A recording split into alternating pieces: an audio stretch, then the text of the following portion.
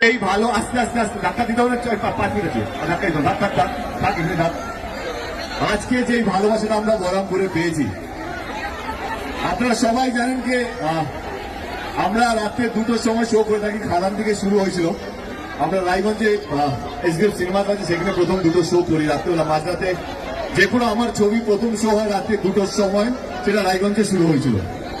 কিন্তু ধূমকেতু বহরমপুরে যেভাবে চলেছে বা এখনো চলছে, হাউসফুল হচ্ছে। আলী এখানে আছে, আলী যে আমার ভাইয়ের পাঠটা করেছিল, বহরমপুরেরই ছেলে। এটাই বললো কি এখনো ধূমকেতু রমরমিয়ে চলছে। বহরমপুরে এখনো রমরমিয়ে চলছে। আমি আজকে কথা দিয়ে গেলাম, রঘু ডাকাতের প্রথম শো আমরা বহরমপুর থেকে শুরু করব। আমরা 2টো থেকে শো শুরু হওয়ার কথা।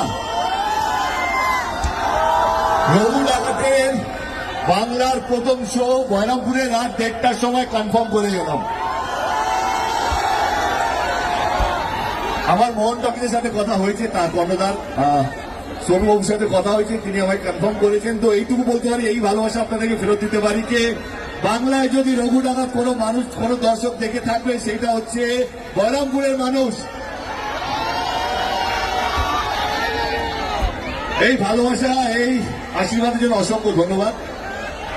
রঘু ডাকাত এমন একটা ছবি যেটা আমার মনে হয় যে বাংলায় এর আগে হয়নি। এত বড় ক্যানভাস, এত বড় স্কেল। এবং রঘু ডাকাতকে নিয়ে আমরা সবাই পড়েছি ছোটবেলায়, কে ব্রিটিশদের সঙ্গে লড়াই করেছে, নীল বিদ্রোহ। মুর্শিদাবাদেও তার সন্ধান পাওয়া গেছে যে রঘু ডাকাত মুর্শিদাবাদেরও কোথাও একটা থাকতেন। এবং এখানেও মন্দির আছে, কালী মন্দির, যেটা ডাকাতিয়া কালী মন্দির বলে পরিচয়।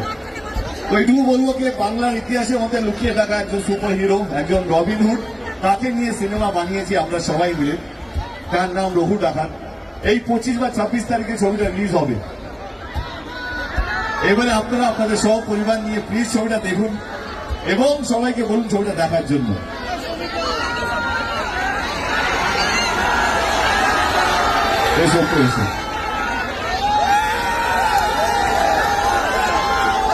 ছবিকে অসংখ্য ধন্যবাদ। আমাদের অনেক পুরনো বন্ধু, পুরনো পরিচয়।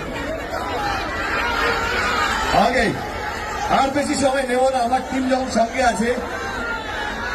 রঘু ডাকাতের গানটা মনে আছে, জয়কালী গানটা?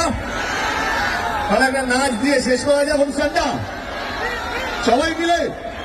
আচ্ছা নেতা, তার আগে আমি একটা অ্যানাউন্সমেন্ট করতে চাই, তুমি এটা জানো না?